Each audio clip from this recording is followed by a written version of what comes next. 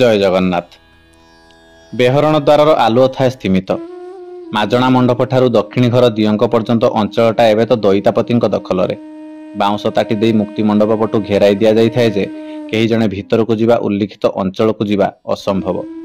माजणा मंडप पटू मध्य ताटी दे घेराई दि जाए किंतु ताटी पाख दे सरु रास्ताटीए रखा जाए। मंदिरर कर्मचारी खड़कावाला अणसर सुधसुआर किंबा देउलकरण और तड़ौकरण प्रमुख जीवा आसवा करने। अवश्य दई तांको डाकरा पाइले ही एमाने भितर को आसीपारे, नहेले सर्वसाधारण बेहरण द्वार निषिद्धांचल। कारण सेतेबेले प्रभुंकर अणसर चली थाए। से समय माजणा मंडप पटू ताटी बाहर को सदाबेले बसिथिबे 2 जण मंदिर पुलिस। दईतापति बराद मुताबक द्रव्य किंबा व्यक्ति को हाजर कराइबा दायित्व एमानकर। से जगाटा पूरा अंधारिया। संज हो गला परे टिकी टिकी मशा मानकर राजुती से अंधारिया जगाटारे। अंधकार पूरा माड़ी बसी थाए माजणा मंडप को नहीं। तार भितरे चगला मांकड़ छुआ गुड़ाक पशि जाई खेला बोला करती। तेबे से मांकड़ माने जगुआली मंदिर पुलिस डर रे बेसी किछि उत्पात हुअंती नाही। से दिन माजणा मंडपर से अंधार भितरे दक्षिण पूर्व कोणरे बसी थांती नरहरि प्रहराज बाबू। मयूरभंज जिला कुजिडीही बालिका सेवाश्रमर संस्कृत शिक्षक। संज बाजिबा पूर्व दनईक पूजा पंडा सेवक तांको सेठी बसाई दे जाइछंती जे जाइछंती आ कहि दे जाइछंती एठी बसी तांको डाक, सीए दयामय। जदि दया करी तुम डाक शुणिले ताहेले तेबे तुम दुख गला। आ आमे बा छार मनिष कोन करि परिबा। प्रभु परा एबे अणसर रे अछंती, विश्राम नेउछंती। तेणु सेही बेळ ठारू नरहरि बाबू अखिया अपिया बसी रहिछंती सेठी। रात्रि क्रमश बढ़ी बढ़ी मध्यरात्रि अतिक्रम करुथाए। जोगकु एही समय प्रभुंकर पहुड़ प्राय होई पारे नाही, नहेले माजणा मंडप एमिति बसी रहिबाटा असंभव। तेबे अधिक राति हेबारु नरहरि बाबूंकु मंदिर पुलिस तड़ीदेले बाहरकु। आउ तापरे प्रभुंक पहड़ पड़ीगला। तेणु नरहरि प्रहराज बाबू सिंहद्वार बाहरकु आसी सेठी रातिटा जाक ब्रह्मांडर बड़ ठाकुरंकर बड़ दांडरे एपट सेपट होई बिताई देले एडे बड़ रातिटा। सकाळ हेला परे सेठारे थिबा शौचालयटीए संधान करी सेठारे प्रात्यहिक कर्म को सारीदेले तो सत, हेले या परे कोन करिवे, कुआडे जिबे। पूर्व दिन राति पूजा पंडा साहांते कही दे जाइथिले जे प्रभु को डाक, कृपा हेले से शुणिबे बोली। केमिति काउ डाकिबे से एते बड़ ठाकुरटाकू प्रहराज बाबू भाबु थांती। काली सारा दिन उपास रे कटिची, कारण खाद्य तांकु रुचु न थाए। शरीर को दुर्बलतार आभास हेउथाए। ठीक एतिकी बेले जण सिंहद्वार भितर आडू बाहरी आसिला। से सेवक ब्राह्मण जनक कला रंगर धोतीटीए पिंधि थांती, देहरे गोटिए कला गामुछा। से ब्राह्मण जनक प्रहराज बाबूंक पाखकु सीधा सीधा आसी पचारिले, तुम ना नरहरि प्रहराजटी? एकथा शुणी चमकी पड़िले प्रहराज बाबू आ मुंड टुंगारी हाँ मारिले।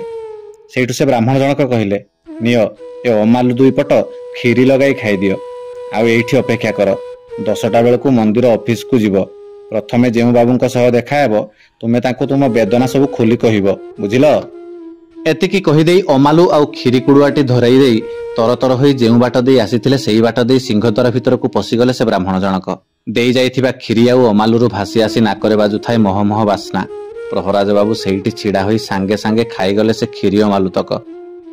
सते जेमिति अमृत खाउचंती। सेतेबेले से भूली जाई थांती कि खाद्य प्रति तांकर अरुचि आसी जाइथिला। आउ सेइथिपई गत किछि दिन धरी से भलरे टिके खाई पारु नथिले। खाई सारिबा परे ब्राह्मणक कहिबा मुताबक से ऑफिस आगरे 10टा पूर्वरु जाई ठिया होई गले प्रहराज बाबू। 10टा बाजिगला किंतु काहारी देखा नथिला। केही भी जणे मध्य आसु नथिले से ऑफिस फाटक पाखकु।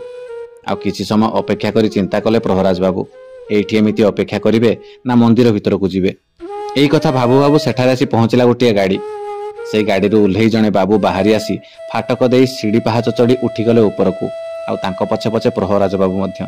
से बाबू जनक किछि दूर जाई गोटिए कोठरी आगरे निज पादरु जोता खोली रखिले। आउ भितर को पशु पशु तांकर नजर पड़िला सेठी छिड़ा होइथिबा प्रहराज बाबूंको उपरे। पचारिले से बाबू जनक, कोन हैला, कोन किछि कहिबे कि? तांको कथा सुनी प्रहराज बाबू मुंड टुंगारी हाँ मारिले। सेठू से बाबू जनक कहिले, हौ 5 मिनिट अपेक्षा कर, मु दियंक पाखरे दीपटिए जाली दिए, तापरे तुमे आसीबो आउ जहा कहिबा कथा कहिबो, मु सुनिबी। आउ ताहा ही हैला। प्राय 4 रु 5 मिनिट परे कॉलिंग बेलटा बाजी उठिला। केउठी थिला जे जणे धड़ा सार्ट पैंट पिंधा टोकाटीए दौड़ी आसी कबाट फिटाई भितर को गला। आउ सांगे सांगे बाहर को बाहरी आसी प्रहराज बाबू को कहिला, तुमको सार डाकुचंती, भितर को आस। एकथा शुणी तरबर होई कबाट ठेली भितर को पसिगले प्रहराज बाबू। सेठू से बाबू पचारिले, हाँ कुहंतु कोन कहिबे? प्रहराज बाबूंको मनटा कोन हैला केजाणी। मुंड तळकु करी कहिले, ओळेगी आज्ञा। ସେଇଠୁ ସେ ବାବୁ ଜଣକ କହିଲେ, ହଉ ହେଲା ହେଲା, କୁହନ୍ତୁ କ'ଣ କହିବାକୁ ଚାହାନ୍ତି? ପୁଣି ପ୍ରହରାଜ ବାବୁ କହିଲେ, ସାର୍ ମୁଁ ଜଣେ ପୁତ୍ରହରା ବାପ। ଆଜିକୁ 10 ଦିନ ହେବ ପୁଅ ମୋର ମୋତେ ଛାଡ଼ି ଦେଇ ଯାଇଛି। ସେ କୁଆଡ଼େ ଯାଇଛି ନା କିଏ ତାକୁ ନେଇ ଯାଇଛି ମୁଁ କିଛି ଜାଣିପାରୁନି। ଏତିକି କଥା କହୁ କହୁ ଏତେ ଦିନ ଯାଏଁ ଯାହା ସିଏ କରିନଥିଲେ ତାହା ହିଁ କଲେ। ଭୋ ଭୋ ହୋଇ କାନ୍ଦି ପକେଇଲେ ସେଇଠି। କୁହ ଭରା କଣ୍ଠରୁ ସ୍ପଷ୍ଟ କିଛି ବୁଝିପାରୁନଥିଲେ ବି ଏତିକି ବୁଝାଯାଉଥିଲା ଯେ ପୁତ୍ର ବିହୁନେ ମୁଁ ବଞ୍ଚିପାରିବିନି ହଜୁର। ସେ ଗୋଟିଏ ମାତ୍ର ସନ୍ତାନ ମୋର। ଏକଥା ଶୁଣି ମନ୍ଦିରର ପ୍ରଶାସକ ବାବୁ ଜଣକ ଆବାକାବା। କାରଣ ଏମିତି ଗୁହାରି ଇତି ପୂର୍ବରୁ ସିଏ ଏଇ ଚୌକିରେ ବସି କେବେ ଶୁଣି ନଥିଲେ। ଭାବିଲେ ପ୍ରହରାଜ ବାବୁଙ୍କୁ ପୁଲିସ ଅଧ୍ୟକ୍ଷଙ୍କ ପାଖକୁ ପଠାଇଦେବେ ବୋଲି। ମାତ୍ର ପର ମୁହୂର୍ତ୍ତରେ କ'ଣ ହେଲା କେଜାଣି ପ୍ରହରାଜ ବାବୁ କହିଲେ, ହଉ ଆପଣ ଆଗ ପ୍ରଥମେ ଏଇ ଚେୟାରରେ ବସନ୍ତୁ। ଆଉ ତାପରେ ପ୍ରହରାଜ ବାବୁ ଗୋଟିଏ ଚେୟାରକୁ ଟାଣି ଆଣି ବସି ପଡ଼ି କହିବା ଆରମ୍ଭ କଲେ, ଆଜ୍ଞା ବଣ୍ଟି ମୋର ଏକମାତ୍ର ପୁଅ। ଗତ ମେ ମାସ 4 ତାରିଖରେ ତାକୁ 9 ବର୍ଷ ପୂରିଛି। ବାରିପଦା ସହରର କେନ୍ଦ୍ରୀୟ ବିଦ୍ୟାଳୟରେ ସେ 4ର୍ଥ ଶ୍ରେଣୀରେ ପଢ଼େ। ଜନ୍ମଦିନ ପାଇଁ ମୁଁ ତାକୁ ଘରକୁ ନେଇ ଆସିଥିଲି 8 ଦିନ ପାଇଁ। ମଝିରେ ତାର 2 ଦିନ ସ୍କୁଲ ଛୁଟି ଥିଲା। ସେଦିନ ଜଳଖିଆ ଖାଇ ତା ସାଙ୍ଗମାନଙ୍କ ସାଙ୍ଗରେ ହରିହାଟ ପାଖରେ ଖେଳୁଥିଲା। ସବୁବେଳେ ସେଇଠି ଖେଳେ। ହରିହାଟଟା ଆମ ଘର ପାଖରୁ ଅଳ୍ପ ଦୂର। ହରିହାଟଟା ଆମ ଘରଠାରୁ ଅଳ୍ପ ଦୂର, ମାତ୍ର 10 ପାଦର ବାଟ। ତେଣୁ ଆମେ ସେ ବିଷୟକୁ ଏତେ ଗୁରୁତ୍ୱ ଦେଇନଥିଲୁ। ମାତ୍ର ମଧ୍ୟାହ୍ନ ପରେ ସେ ଯେତେବେଳେ ଘରକୁ ନ ଫେରିଲା, ମୁଁ ସେ ହରିହାଟ ପାଖକୁ ଯାଇ ଖୋଜିବାକୁ ଆରମ୍ଭ କଲି। ହେଲେ ସେଠି ଆଉ ତାକୁ ପାଇଲିନି। ତା ସାଙ୍ଗମାନେ କହିଲେ, ଘଣ୍ଟାଏରୁ 1.5 ଘଣ୍ଟା ପୂର୍ବରୁ ଆମର ଖେଳ ସରିଯିବାରୁ ଆମେ ଘରକୁ ପଳେଇ ଆସିଛୁ। ବଣ୍ଟି ମଧ୍ୟ ଘରକୁ ଯିବାର ଆମେ ଦେଖିଛୁ, ଅଥଚ ସେ ଘରେ ପହଞ୍ଚି ନାହିଁ। ମାଟି ତାର ରୋଗିଣା ହଜୁର। ପୁଅ ନ ଫେରିବା ଦେଖି କାନ୍ଦ ବୋବାଳି ଛାଡ଼ିଲା। ଆଉ 2-3 ଦିନ ପରେ ଖଟରେ ପଡ଼ିଲା ଯେ ଆଉ ଉଠୁନାହିଁ। ସେଇଠୁ ପ୍ରଶାସକ ବାବୁ ପଚାରିଲେ, ତୁମ ନାଁ କ'ଣ? ଇଏ କହିଲେ, ନରହରି ପ୍ରହରାଜ ଆଜ୍ଞା। ମୟୂରଭଞ୍ଜ ଜିଲ୍ଲାର କୁଜିଡିହି କନ୍ୟାଶ୍ରମର ସଂସ୍କୃତ ଶିକ୍ଷକ ମୁଁ। ପୁଣି ପ୍ରଶାସକ ବାବୁ ପଚାରିଲେ, ତେବେ ଆପଣ କ'ଣ ମୟୂରଭଞ୍ଜରୁ ପୁରୀ ଆସିଛନ୍ତି ପୁଅକୁ ଖୋଜି ଖୋଜି? ପୁଣି ନରହରି ବାବୁ କହିଲେ, ନା ଆଜ୍ଞା, ଖୋଜି ଖୋଜି ଆସିନି। ଆଜିକୁ 10 ଦିନ ଧରି ମୁଁ ଏତେ ମାତ୍ରାରେ ବିଷାଦଗ୍ରସ୍ତ ହୋଇଯାଇଛି ଯେ ମୋତେ ଆଉ କିଛି ଭଲ ଲାଗୁନଥିଲା। ଖାଇବା ପିଇବା ମୋ ପାଇଁ ବିଷ ପାଲଟି ଯାଇଛି ହଜୁର। ଘରେ ଆମର ଚୁଲି ଜଳୁନି। ବଣ୍ଟିର ମା କିଛି କରିପାରୁନି। ଡାକ୍ତର ବୈଦ୍ୟଙ୍କୁ ଦେଖାଇଲେ ସେମାନେ କହୁଛନ୍ତି ଆପଣମାନଙ୍କର ଭଲ ନିଦ ହେଉନାହିଁ।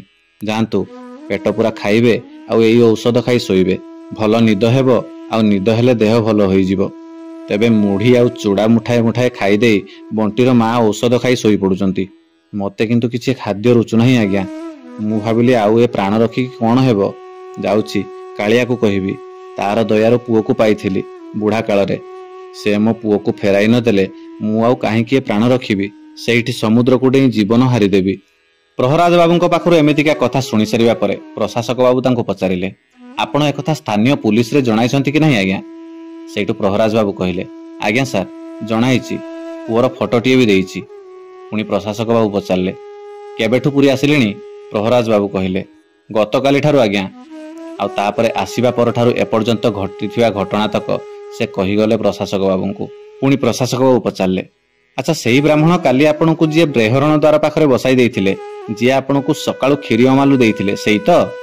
ପ୍ରହରାଜ ବାବୁ କହିଲେ, ନା ସାର୍, ସେ ନୁହନ୍ତି। ସେ ସାଆନ୍ତ ଗୋରା ତକତକ, ମୁଣ୍ଡରେ ଗୋଟିଏ ବଡ଼ ଚୁଟି। କିନ୍ତୁ ସକାଳେ ମୋତେ ଯିଏ କ୍ଷୀରି ଆଉ ଅମାଲୁ ଦେଇଥିଲେ ତାଙ୍କର ଚୁଟି ନଥିଲା। ଇଏ କଳା ଦେଖିବାକୁ। ଅଣ୍ଟାରେ ବଡ଼ ଲାଲ ରଙ୍ଗର ପଟିଟିଏ ବାନ୍ଧିଥିଲେ। କପାଳରେ ରାମାନନ୍ଦୀ ତିଲକ ଲଗାଇଥିଲେ। ଏତିକି କହି ପ୍ରହରାଜ ବାବୁ ଚୁପ୍ ହେଇଗଲେ। ପ୍ରଶାସକ ବାବୁ ବି ଆଉ କିଛି ପଚାରିଲେନି କି କହିଲେନି। ଅନେକ ସମୟ ଦୁହେଁ ଚୁପଚାପ ବସି ରହିଲେ। କିଛି ସମୟ ପରେ ପୁଣି ପ୍ରହରାଜ ବାବୁ କହିବାକୁ ଲାଗିଲେ, ସାର୍, ପ୍ରଭୁ କ'ଣ ଅଣସରରେ ଶୋଇପଡ଼ିଛନ୍ତି କି?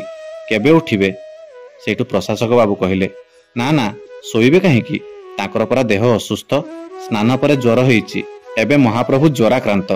56 ପଉଟି ଭୋଗ ଖାଉଥିବା ଠାକୁର ଏଣିକି ଖାଲି ଫଳମୂଳ ଖାଉଛନ୍ତି। ପଣା ପାଣି ଆଉ ଚକଟା ଭୋଗରେ ଦିନ ରାତି ବିତୁଛି। ଗତକାଲି ଫୁଲୁରି ତେଲ ଲଗାଇ ଘଷା ମଜା ହୋଇଛନ୍ତି। ବୈଦ୍ୟକୁ ଔଷଧ କଥା କୁହାଯାଇଛି। 10 ମୂଳ ମୋଦକ ପ୍ରସ୍ତୁତ ହେଉଛି। ମୋଦକ ଖାଇଲେ ହୁଏତ ଦେହ ପୀଡ଼ା ଛାଡ଼ିବ। ସେ ତାପରେ ଟିକେ ଚକାବିଜେ ହୋଇ ବସିବେ। ପୁଣି ପ୍ରହରାଜ ବାବୁ କହିଲେ, ଯଦି ସେ ଶୋଇନାହାନ୍ତି ତାହେଲେ ମୋ ଡାକ ଶୁଣୁନାହାନ୍ତି କାହିଁକି ହଜୁର? ପ୍ରଶାସକ ବାବୁ କହିଲେ, ଶୁଣିବେ, କରୁଣା ଦିଅ ସିଏ। ମନ ପ୍ରାଣ ଦେଇ ଡାକନ୍ତୁ। ଆର୍ତ୍ତର ଆରତି ସେ ସର୍ବଦା ଶୁଣନ୍ତି। ଆପଣ ସେମିତି ଆରତି ନେଇ ତାଙ୍କୁ ଡାକନ୍ତୁ, ସେ ନିହାତି ଶୁଣିବେ। ଠିକ୍ ଅଛି, ଆପଣ ଏବେ ଯାଆନ୍ତୁ। ଗରୁଡ଼ ସ୍ତମ୍ଭ ପଛରେ ବସି ତାଙ୍କୁ ଡାକିବେ। ମୁଁ ଚପରାସିକୁ କହିଦେଉଛି, ସେ ଆପଣଙ୍କୁ ନେଇ ସେଠି ବସେଇ ଦେଇ ଆସିବ। ମୁଁ 2ଟା ବେଳେ ପହଞ୍ଚିବି ଆପଣଙ୍କ ପାଖରେ। ଆପଣ ଆଜି ମୋ ପାଖରେ ଖାଇବେ। ମୋ ବସାରେ ଆଜି ରହିବାରେ କିଛି ଅସୁବିଧା ନାହିଁ। ଇଚ୍ଛା ହେଲେ ସେଇଠି ରହିଯାଇପାରନ୍ତି। ଆଉ ତାପରେ ଅଧିକାରୀଙ୍କ ଚପରାସି ଯାଇ ଅପରାହ୍ନ 2ଟା ବେଳେ ପ୍ରହରାଜ ବାବୁଙ୍କୁ ଖୋଜିଲା। ଗରୁଡ଼ ସ୍ତମ୍ଭ ପଛ କିମ୍ବା ଆଗ ସମ୍ପୂର୍ଣ୍ଣ ନାଟମଣ୍ଡପରେ ତାଙ୍କର ପତ୍ତା ନଥାଏ। ଚପରାସି ଜଣକ ବିଭିନ୍ନ ଲୋକମାନଙ୍କୁ ପଚାରି ମଧ୍ୟ ଯେତେବେଳେ କିଛି ଜାଣି ନ ପାରିଲେ ଆସି ଅଧିକାରୀଙ୍କୁ କହିଲେ, ବାବୁ ନାଟମଣ୍ଡପ ତମାମ ଟିକିନିକି କରି ଖୋଜିଲି, ହେଲେ ତାଙ୍କୁ ପାଉନି। ସେଇଠୁ ଅଧିକାରୀ ଜଣକ କହିଲେ, ହଉ ତଥାପି ତୁମେ ତଡ଼ଉକରଣକୁ କହି ଅବଢ଼ା ଡାଲମା ଓ ସବୁଠାରୁ ଅର୍ଥାତ୍ ଡାଲି, ବେସର, ଶାଗ, ମହୁର, ଖଟା, କ୍ଷୀରିରୁ ଜଣେ ଲୋକ ଖାଇଲା ଭଳି ଆଣି ବସାରେ ରଖିଦିଅ। ସନ୍ଧ୍ୟା ବେଳକୁ ସେ ନିଶ୍ଚିନ୍ତ ମିଳିଯିବେ। ଆଉ ସତକୁ ସତ ରାତି 8ଟା ବେଳକୁ ତାଙ୍କୁ ଖୋଜି ପାଇଗଲା ଚପରାସି। ପୂର୍ବ ରାତି ପରି ମାଜଣା ମଣ୍ଡପରେ ଗୋଟିଏ କୋଣକୁ ସେ ଆଖି ବୁଜି ବସିଥିଲେ। ଆଉ କେବଳ ବସି ନଥିଲେ, କାନ୍ଦୁଥିଲେ। 2 ଆଖିରୁ ବହି ଯାଉଥିଲା ଧାର ଧାର ଲୁହ। ଚପରାସି ଜଣକ ସାହସ କରି ତାଙ୍କୁ ଡାକି ଆଣିଲା ସେଠାରୁ। କହିଲା, ବାବୁ ତୁମକୁ ବସାକୁ ଡାକୁଛନ୍ତି, ଆସନ୍ତୁ। ପ୍ରହରାଜ ବାବୁ ପ୍ରଥମେ କିଛି ବୁଝିପାରିଲେନି। ସେଇଠୁ ସେ ଚପରାସି କହିଲା, ଆରେ ସକାଳେ ଆପଣ ଅଫିସରେ ଯେଉଁ ବାବୁଙ୍କ ପାଖକୁ ଯାଇଥିଲେ ସେଇ ବାବୁ ଡାକୁଛନ୍ତି, ଆସନ୍ତୁ। ସେଇଠୁ ପ୍ରହରାଜ ବାବୁ କହିଲେ, ବାବୁ ଡାକୁଛନ୍ତି, ହଉ ଚାଲନ୍ତୁ। ପ୍ରଭୁ ରଖିଲେ ରଖିବେ, ନହେଲେ ମାରିଲେ ମାରିବେ। ଏମିତି ରାସ୍ତା ସାରା ସେ ଚପରାସି ଜଣକ ଆଗେ ଆଗେ ଚାଲିଥାନ୍ତି, ଆଉ ପ୍ରହରାଜ ବାବୁ ତାଙ୍କ ପଛରେ ବିଡ଼ି ବିଡ଼ି ହୋଇ ଚାଲିଥାନ୍ତି। ମନ୍ଦିର ଠାରୁ ପ୍ରାୟ 1/2 କିଲୋମିଟର ଦୂରରେ ବାବୁଙ୍କ ବସା। ବାବୁଙ୍କ ବସାରେ ପହଞ୍ଚି ପ୍ରହରାଜ ବାବୁ ଅଧିକାରୀଙ୍କ ଗୋଡ଼ ତଳେ ପଡ଼ିଗଲେ। ଆଉ କହିବାକୁ ଲାଗିଲେ, କାଳିଆକୁ କହିଛି ଆଜ୍ଞା, ଆପଣ ଯେମିତି କହିଥିଲେ ମୁଁ ସେମିତି କହିଛି। ପୁଅ ଯେ ଆମ 2 ପ୍ରାଣୀଙ୍କର ପ୍ରାଣ, ଏକଥା କହି ଆସିଛି ମୁଁ କାଳିଆକୁ। ସେଇଠୁ ପ୍ରଶାସକ ବାବୁ କହିଲେ, ଆଚ୍ଛା ପିଲାଟିକୁ କିଏ ନେଇଗଲା କି? ଏଡ଼େ ବକଟେ ପିଲାଟିକୁ କିଏ ବା କାହିଁକି ନେବ? ଚପରାସି ସେଇଠି ଛିଡ଼ା ହୋଇଥାଏ। ଆଉ ବାବୁଙ୍କର ଏମିତି କଥା ଶୁଣି ସେ କହିବାକୁ ଲାଗିଲା, ଆଜିକାଲି କିଏ କେଉଁ ମତଲବରେ କଣ କଣ କରୁଛନ୍ତି ଆମେ କେମିତି କହିବା କହିଲେ ସାର୍? ଆଖି ଚୋର, କିଡନୀ ଚୋର ଏ ଦୁନିଆରେ କଣ କମ୍ କି? ଆଜିକାଲି ନିଜ ସ୍ୱାର୍ଥ ପାଇଁ ଏମିତି ପିଲାମାନଙ୍କୁ ଉଠେଇ ନେଇ ବାସ୍ ଏତିକି କହୁ କହୁ ଏତିକିରେ ତାକୁ ଅବଶ୍ୟ ଅଧିକ କିଛି କହିବାକୁ ନ ଦେଇ ପ୍ରଶାସକ ବାବୁ କହିଲେ, ତୁମେ ଅଧିକ କଣ ପାଇଁ କହି ଚାଲୁଛ? ଶୁଣ, ପ୍ରହରାଜ ବାବୁଙ୍କୁ ଖାଇବାକୁ ଦେଇଦିଅ। ଏବଂ ପ୍ରହରାଜ ବାବୁଙ୍କୁ ମଧ୍ୟ ପଚାରିଲେ, ଆପଣ ଦିନରେ ଆଜି କଣ ଖାଇଲେ? ପ୍ରହରାଜ ବାବୁ କହିଲେ, କିଛି ଖାଇ ନାହିଁ ସାର୍, ମୋତେ କିଛି ଖାଇବାକୁ ଇଚ୍ଛା ହେଉନି। ପୁଣି ପ୍ରଶାସକ ବାବୁ କହିଲେ, ଆରେ ସେମିତି କହିଲେ କେମିତି ହବ? ଦେଖନ୍ତୁ ମହାପ୍ରଭୁ ପରା ତାଙ୍କ ଖାଦ୍ୟରୁ ଟିକେ ଟିକେ ଆପଣଙ୍କ ପାଇଁ ପଠେଇଛନ୍ତି। ସେଇଠୁ ପ୍ରହରାଜ ବାବୁ କହିଲେ, ମୋ ପାଇଁ ଖାଦ୍ୟ ପଠେଇଛନ୍ତି? କାହିଁ, କୁଆଡ଼େ ଗଲା?